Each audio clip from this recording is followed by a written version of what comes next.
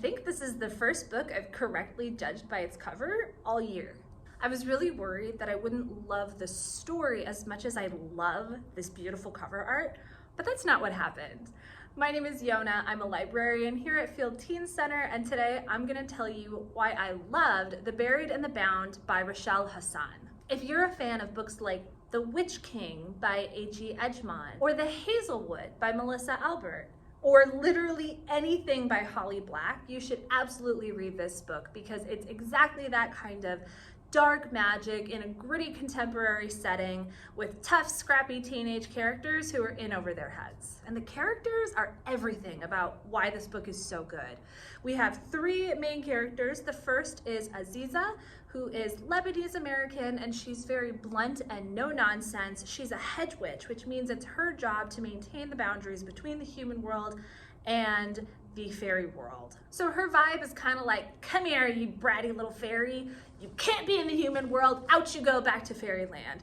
Next up, we have Leo, who's actually just a regular guy, even though he is very charming. But he and his whole family, except for his little sister, have been cursed. And his curse was to forget his true love on his 16th birthday. So he knows there was somebody, but he can't remember anything else about them, and it's driving him absolutely nuts. So he's spending all his time and energy trying to find a cure for this curse. And he's not the only one dealing with some very serious magical problems. Our third protagonist, Tristan, has made a bargain with a really nasty spirit who forces him to do her bidding, whether he likes it or not. And he does it because she wants him to do really horrible things for her, like marking people's doors so that she can come in and steal their life force. And I think the main reason to read The Buried and the Bound instead of something by Holly Black is the representation. Like I said, Aziza is Lebanese American, and I suspect the author is too. And this story has a lot of gay angst. This is not a cute, cozy BL story. It's just drama and woe, but like in a good way. At first, the story is a little bit slower paced as you're getting to know these characters and trying to figure out how they're connected. But pretty soon they're put onto this collision course.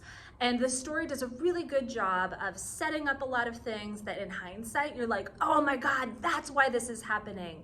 But you're just pulled along for this ride.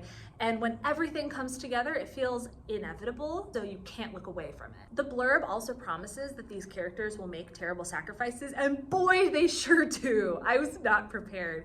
Parts of this story get a little grisly with a lot of blood and violence, but I feel like the payoff is really worth it. It's a super fun adventure, and I cannot wait for book 2. If you're looking for more book recommendations, or you just want to say hi, get in touch with us because we'd love to hear from you.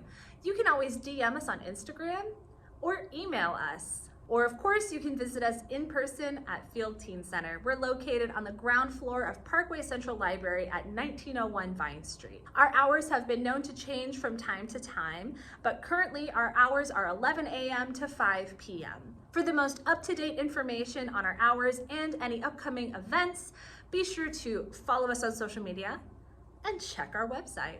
Thanks so much for watching, and hope you find something great to read.